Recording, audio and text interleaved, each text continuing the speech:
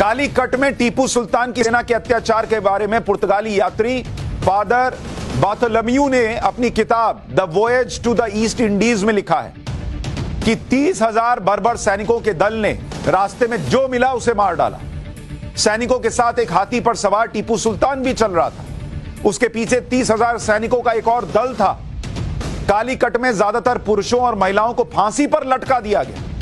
फांसी पर लटका देने वाले का बैठ के सीरियल देख रहे थे। लगाना जरा, एंटीना घुमाना जरा, साफ नहीं दिख रहा टीपू सुल्तान। साफ तो आज दिख रहा है जब मैं दिखाऊंगा। मासूम बच्चों को उनकी मांओं के गले से बांधकर फांसी पर लटकाया गया। यह लिख रहा है एक भाई।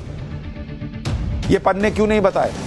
हिंदुओं और ईसाइयों को कपड़े उतारकर हाथियों के पैरों से बांध दिया गया था और हाथियों को तब तक घुमाया गया जब तक लोगों के शरीर के टुकड़े टुकड़े नहीं हो गए। यह भी तो टीपू सुल्तान ही था ना।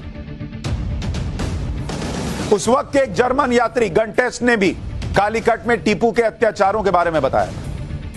1788 में टीपू सुल्तान 60,000 की सेना लेकर कालीकट आया और उसने सब तबाह कर दिया। जिस तरह के अत्याचार टीपू सुल्तान की सेना ने किए उसके बारे में बताना भी मुश्किल है, भाई लिख रहे हैं जर्मन यात्री उस वक्त। ऐसे ही दक्षिण का औरंगजेब, यह नाम नहीं दिया जाता कई जगहों। 1964 में लाहौर के पाकिस्तान एडमिनिस्ट्रेटिव स्टाफ कॉलेज से लाइफ ऑफ टीपू सुल्तान के नाम से एक किताब प्रकाशित हुई। अच्छा, कई लोग सोच रहे होंगे इन किताबों में लिखा है ये वो, ये सही है नहीं है। भाई जो दूसरा पढ़ा वो भी किताबों से ही पढ़ा ना, तो वो वाला सही था और ये नहीं सही था। ये लिखने वाले सब गलत और वो लिखने वाले सब सही। और टीपू सुल्तान ने अपनी चिट्ठियों में क्या लिखा वो भी आगे बताऊंगा। अभी रुकिए, अभी तो वो चिट्ठियां लगाऊंगा। तो जो किताब आपको बता रहा हूं, लाइफ ऑफ टीपू सुल्तान, इसमें लिखा है कि टीपू सुल्तान ने मालाबार के इलाके में 1 लाख से ज्यादा हिंदुओं और 70,000 से ज्यादा ईसाइयों को कन्वर्ट किया, उनका जबरन धर्मांतरण किया और गोमांस खाने पर मजबूर किया। ऐसे लोगों के पास अब इस्लाम में रहने के अलावा कोई चारा नहीं रह गया। बाद में इन्होंने अपने बच्चों को इस्लाम की शिक्षा देना शुरू किया। धर्मांतरण के लिए टीपू की इच्छा सिर्फ मालाबार इलाके तक सीमित नहीं थी, उसने इसे कोयंबटूर तक फैलाया। लाइफ ऑफ टीपू में लिखा है। टीपू सुल्तान के बारे में इतिहासकारों ने तो लिखा ही है। खुद टीपू सुल्तान ने अपने मातहतों को लेटर लिखकर मालाबार में कत्लेआम और धर्मांतरण का जिक्र किया। टीपू सुल्तान ने सईद अब्दुल दुलाई और उसके अधिकारी बदरूज जमा खान को एक चिट्ठी लिखी। उस चिट्ठी में क्या लिखा आपको पता है? टीपू सुल्तान खुद लिख रहा है कि अल्लाह की रहमत से कालीकट में लगभग सभी हिंदुओं को मुसलमान बना दिया गया। केवल कोचीन राज्य की सीमाओं पर कुछ लोग बचे हैं जिनका धर्मांतरण नहीं हुआ है। मैं बहुत जल्दी उनका भी धर्मांतरण कराने के लिए संकल्पित हूं। इस लक्ष्य को हासिल करना मैं जिहाद मानता हूं। आपके 2 पत्र मिले जिसमें आपने 135 हिंदू बंदियों के खतना करवाने के बारे में बताया, जो एकदम सही है। हाल ही में मालाबार में एक शानदार जीत मिली जहां हमने 4 लाख हिंदुओं को इस्लाम कबूल करवाया है। यह टीपू सुल्तान लिख रहा है और उसको बैठकर हीरो की तरह हम टीवी सीरियल में देखते हैं, किताबों में पढ़ते हैं। मैं कहता हूं हीरो है नहीं, ये भी लिखो ना भाई, ये भी दिखाओ ना भाई, और पब्लिक को तय करने दो कि ये भी लिखा मिलता है। अब बताओ हीरो है कि विलन है? जिसको हीरो बनाना होगा वो बनाएगा, जिसको विलन बनाना होगा नहीं बनाएगा, या बनाएगा।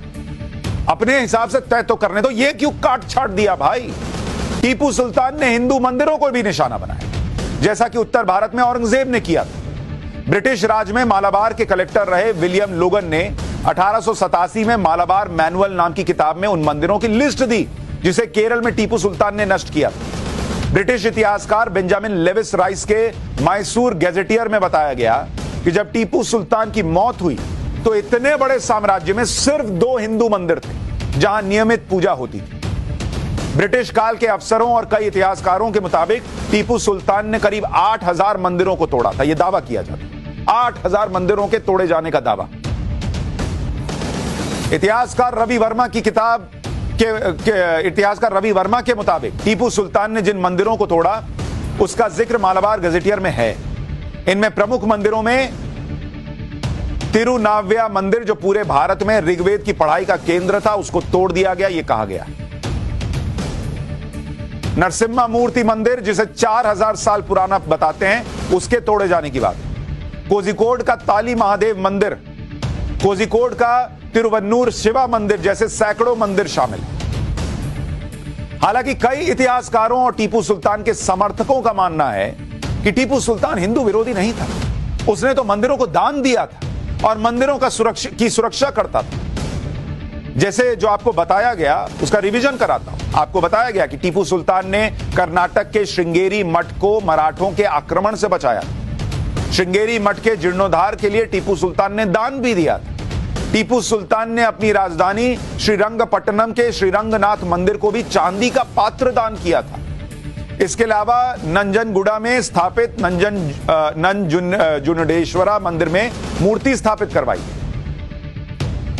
लेकिन कई इतिहासकारों का मानना यह भी है कि टीपू सुल्तान ने कुछ मंदिरों के साथ जो दरियादिली दिखाई, वो उसकी रणनीति का हिस्सा था, क्योंकि टीपू सुल्तान अंग्रेजों के साथ तीसरे युद्ध में बहुत कमजोर पड़ गया था। उसके सामने मराठा निजाम और अंग्रेजों की चुनौती थी।